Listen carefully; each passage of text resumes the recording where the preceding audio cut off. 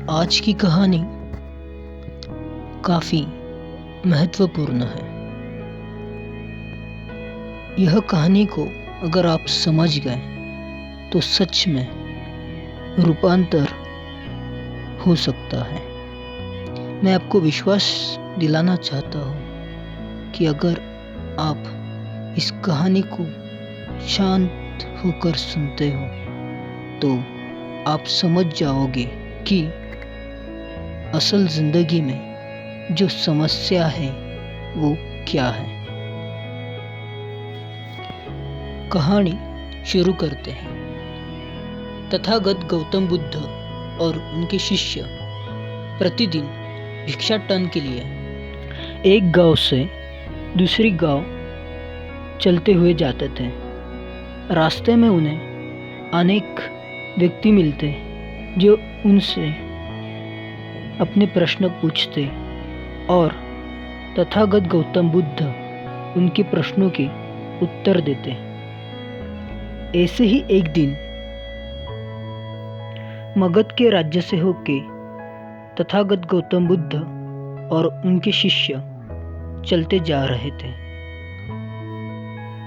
रास्ते में चलते वक्त उन्हें धूप का सामना करना पड़ रहा था। धूप ज़्यादा होने के कारण तथागत गौतम बुद्ध कहते हैं, हमें थोड़ा रुक जाना चाहिए। तभी कुछ भिक्षु आगे जाते हैं और दोपहर के लिए थोड़ा दूर जाने के बाद उन भिक्षुओं को सामने एक बरगद का पेड़ दिखता है। सारे भिक्षु तथा गौतम बुद्ध उस वृक्ष की शीतल छाया में जाके बैठ जाते हैं। थोड़ी देर बैठने के बाद वहाँ एक युवक आता है जो चेहरे से बड़ा ही परेशान दिख रहा था। देखने से ऐसा प्रतीत हो रहा था न जाने वो युवक बहुत सी परेशानियों से जूझ रहा है।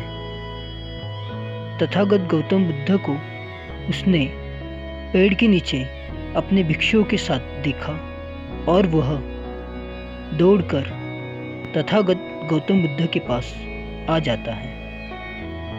तथागत गौतम बुद्ध उस युवक को अपने पास बुलाते हैं और कहते हैं, तुम बहुत थके हुए लग रहे हो, ये फल खा लो और थोड़ा विश्राम कर लो। तथागत बुद्ध की इतनी मीठी बात सुनकर वह व्यक्ति रोने लग जाता है।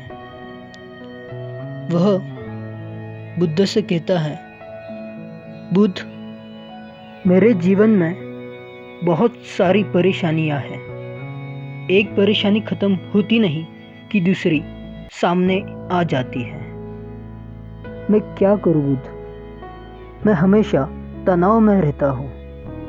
इस कारण से मुझे किसी भी चीज़ करने की उपेक्षा होती नहीं है। मैं थक चुका हूँ। इतना सुन तथागत गौतम बुद्ध मुस्कुराते हैं और उस युवक से कहते हैं, मैं तुम्हें एक छोटी कहानी सुनाता हूँ। यह कहानी है एक हिरन की। एक बार जंगल में एक हिरन कहीं गुम हो जाता है। वह दिन भर अपने घर की तलाश में दौड़ने लग जाता है। उसे समझ ही नहीं आता कि वह कहाँ खो गया है। फिर वह पानी की तलाश में जुट जाता है। काफ़ी थकने के बावजूद और कड़ी धूप के कारण वह बहुत प्यासा हो जाता है। वह पानी की तलाश में यहाँ वहाँ घूमते एक जगह पर रुक जाता है और जहाँ वह रुकता है वहाँ उसे पानी की आवाज़ आने लग जाती है। वह दौड़कर उस पानी की जहाँ से आवाज़ आ रही है वहाँ चले जाता है। वह पानी को देख बहुत ज़्यादा खुश हो जाता है और पानी पीने के लिए उस विशाल नदी के पास चला जाता है। वह जैसे ही पानी पीने के लिए नीचे झुकता है तो वो देखता है कि उसकी दाईं ओर एक शेर खड़ा है। उसी के सामने बाईं ओर में एक शिकारी हाथ में धनुष लेके खड़ा है। सामने विशाल नदी है और जब वो पीछे मुड़ के देखता है तो जंगल में आग लगी है। वह हिरन सोच में पड़ जाता है, अभी मैं क्या करूं?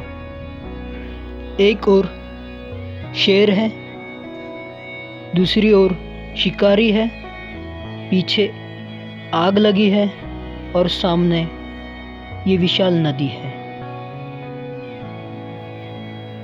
2 मिनट वह हिरन शांत रह जाता है।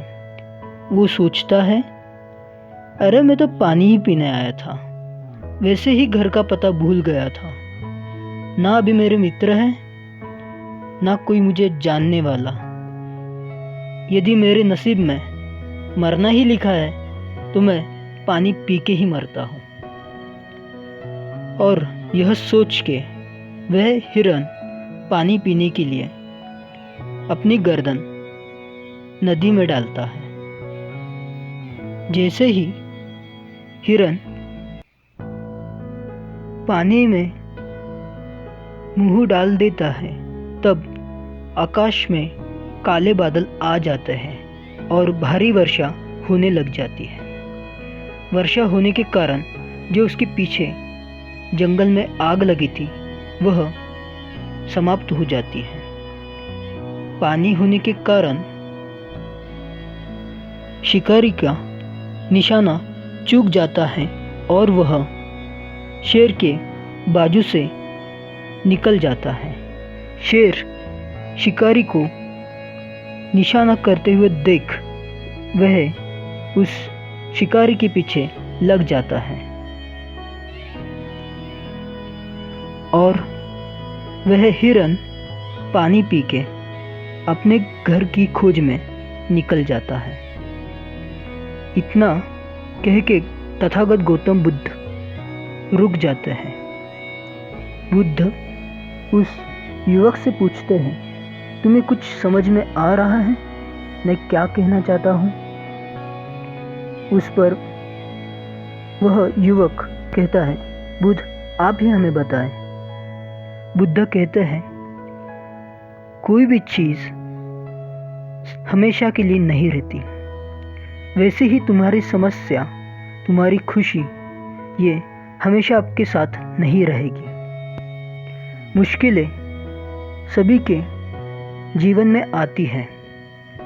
मुश्किलों का सामना करने के लिए तुम में संयम होना चाहिए। यदि जीवन में सही निर्णय लेने हो तो थोड़ा संयम रखना होता है। जैसे इस कहानी में उस हिरन के पास काफ़ी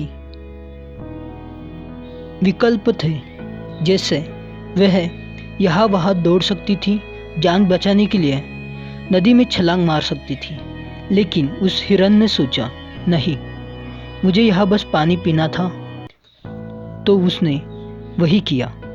वैसे ही हर इंसान कामयाबी से थोड़ा ही दूर रहता है, लेकिन तभी उसे अपनी समस्या दिखने लग जाती है। जैसे घर की समस्या, पैसों से जुड़ी समस्या, और यह सोच के वे डर जाता है, वो कुछ कर नहीं पाता।